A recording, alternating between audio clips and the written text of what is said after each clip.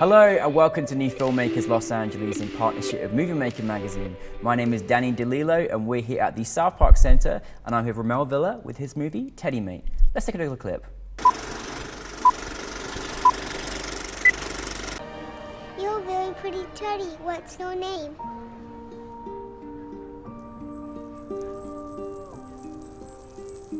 Well, it's nice to meet you, Jordan. My name is Marie.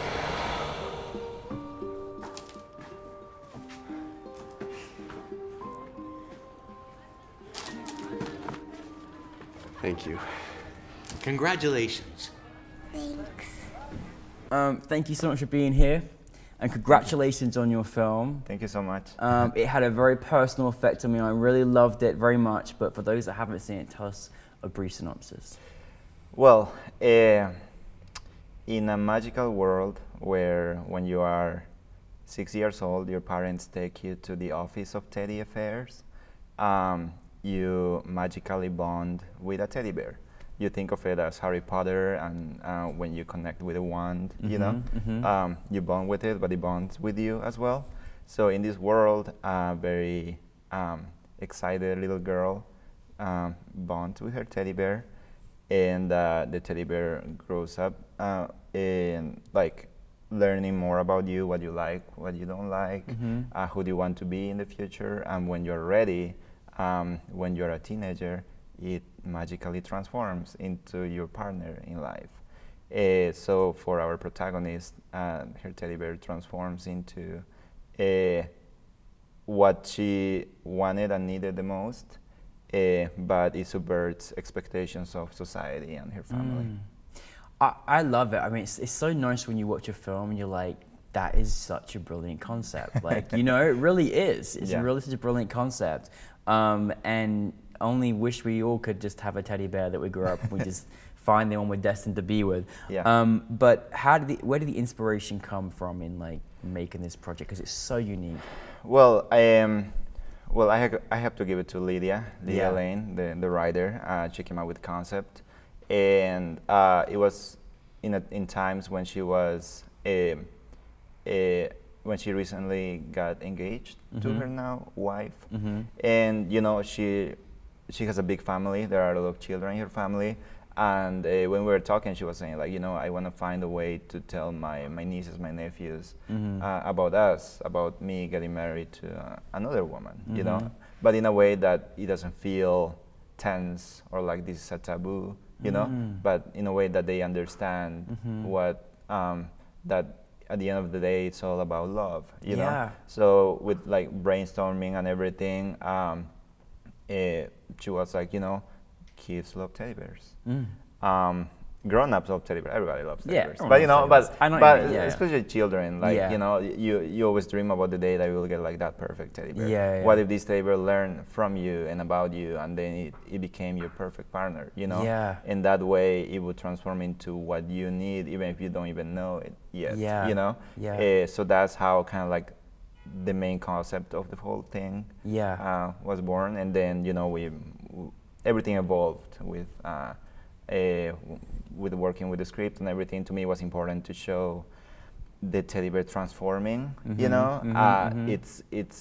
I mean, it's almost like you're looking forward to that moment in your life where it transforms in front of you and you see it, and like the use of colors, you know, because we were like, let's add some rules to this world, and okay, so everybody has a favorite color, even if you say that you don't have one, you maybe secretly do, or it depends on the day, you know. But especially when you're a kid, you ask a kid and they will tell you like the colors that they like. So if we have a teddy bear as an indication of like your perfect partner, if this teddy bear changes of colors depending on what your favorite color is, then you will see that if my favorite color is red, when it turns red, you know, I know that it's not only learning from me, but also like becoming my perfect partner. You know? No, I love that. So with that, we explore a lot of the magic of this Was it world. Amazing directing this kind of project? It was incredible. You know? It was beyond expectations, and you know, there is like I think directing fantasy is like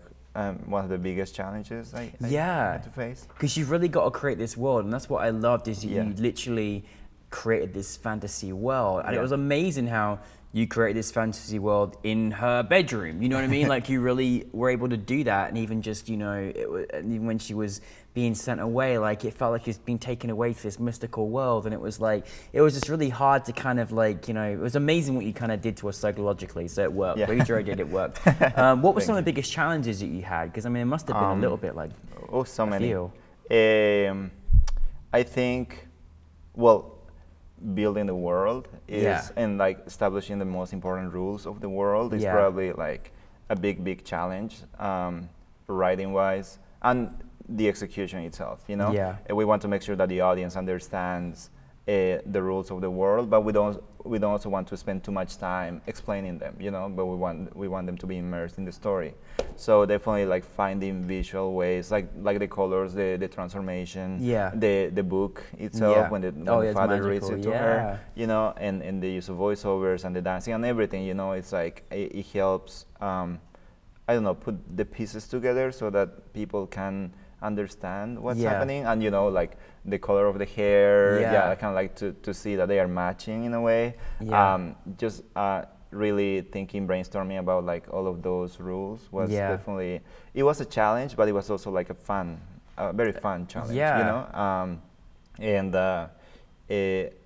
And I mentioned before that this USC project, and it was funded by USC. They liked our story, but there are some guidelines that we have to follow, and this can only be like a 12-minute movie, because it gives you more access to festivals and everything. So it's definitely a good practice. But because we had, as I'm telling you, like so many rules to tell, so many scenes, you had to some of them get extended, and I want to make sure that we film everything that we need. And the whole story is being told. Exactly. So like earlier versions of the film had like 25, 26 minutes. So like bringing it down you to cut it into 12. Wow, that's a lot. That was tricky. But thankfully we could add a little bit more of that story or the continuation in the credits, like the animated credits that we did, which was also like like a big challenge to like. One of the things that I loved was just those interactions between when her teddy bear, she discovered who her teddy bear was, and it was just so beautiful, and you had a fantastic cast. I mean, really, from your lovely little girl to the two main actresses, like it was just really magical to even watch their performances. How was the casting process for you? It was great. In general, for these kind of like bigger projects, you will hire a casting director, but I don't know, like with the producers, Annabelle and Damon, we wanted to audition ourselves, like everybody that we could, So we call a casting call, and even like the description of the characters is very important for this, because we need the actors to understand that this is like a different world, that in those earlier stages, we are still trying to figure out what the tone of it is. But I remember that in the descriptions, I was like writing that the father, for example, his favorite color is yellow because it reminds him of the sun, you know, and he loves it the most, and he has a bright smile and this and that. And for the mom, the complete opposite. You know? Exactly. And so I think that with that, the actors had a pretty good idea of what to bring to the table in the auditions. So we auditioned for over maybe a month, every weekend. And well, the cast that we have now is I couldn't be happier with them. You know? But what's very challenging is finding like that combination of like people that will look alike. We need to make sure that they look like a family. That the little girl looks like the teenage girl and the older girl. You know, like all those things. There's a lot to take in, isn't it? It is. It is. So there's a lot of like a lot of taking pictures. Can you stand next to each other? You know, like see how they interact with each other. And definitely, like the most important part of everything is the chemistry between Marie and her teammate Jordan. You know, and that we spend like a lot of time making sure that that we try different things with the actors, the actresses, so that they explore their relationship. You know. Well, one of the things that I thought was just, you know, kind of a little bit almost of a kind of symbolic or psychology perspective as an audience member is that, you know, you wouldn't take a teddy away from a child. So why would you take or feel like you have the ability to take their love away from them as an adult? You know what I mean? Like, you know, it just really felt like that. Like, you know, and I don't know if that was something you were going for, but it certainly just felt like, when did we get to decide? We wouldn't take a teddy off of a child. Why did we just decide we've got an opinion about who someone loves? You know? Yeah, I mean, you know, they say life is much more simple when you're a child. Yeah. And like they say, you know, like you love everything. Mm-hmm. You love your mom, your dad, your siblings. You love your little blanket, your teddy bears. You love everything. Yeah. You love a hamburger, everything. You know. Yeah. And the more you grow and you get older, the less people, the less things you love. Yeah. And that's I guess that's a reality that we live. You know. But I think with Teddy May, we were like, we want to start with this fantastical, beautiful world that excites people, that wants them to live there, you know, and to go back to, I mean, you know, to get a teddy bear or to go back to those times when you appreciated them more, and then after the transformation, when the conflict happens, then it becomes more real. Yeah. Because society and the corporate side of this fantasy gets involved, you know, which goes along the lines of what you're saying. Just how we get older and we just suddenly have opinions and we, like exactly. you say, we kind of love less in some ways. Exactly. The more, so it's like the more, it feels like the more you grow, the more you have the need to listen to society's perspectives on things. But when you're a kid, you don't care. Sometimes you don't pay attention to who is watching you. It doesn't matter. You know, it things doesn't really matter. You know, it's great that initially, you know, right today she wanted to make this for her nieces and nephews. I think that's a wonderful way to put it. Obviously, what's it like since you've been taking this to film festivals to have it in NewFilmmakers LA in front of an audience? What was that experience like for you? It was great. I think sharing it with fellow filmmakers, with new audiences is great. Great. I mean, honestly, it is there is a lot of pressure in like making these genre movies where in your mind there is magic in it. So, but you want the audience to feel that magic. You want them to laugh.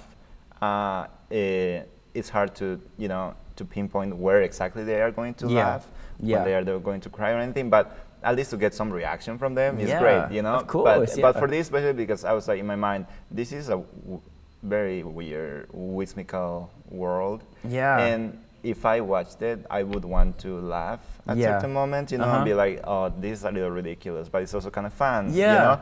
And then, wow, this is getting serious and everything, you know. So just hearing the reactions and the laughs and the comments from everybody in the audience has been fulfilling. Well, thank you for taking us on this magical journey. Well, thank you so much. We appreciate it. What is next for you?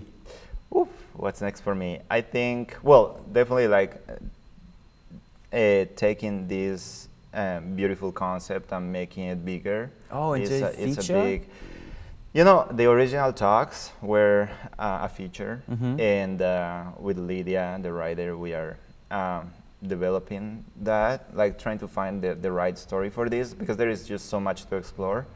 But also there have been talks about, I don't know, like a series. Yeah, of this. That's what's great. It could be a series too. If you think about this world, it's like a teddy bear could transform into.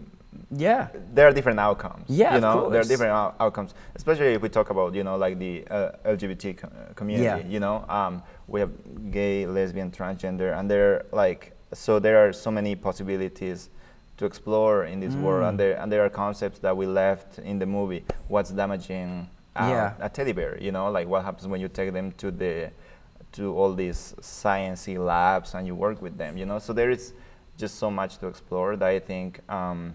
We are definitely considering exploring more the episodic sides, but not leaving aside like the whole like the larger picture of it. You know, like well, it can go in many different ways, and that's the beauty of having a good story. Is you know, there's just so many possibilities for it, which is amazing. So, exactly.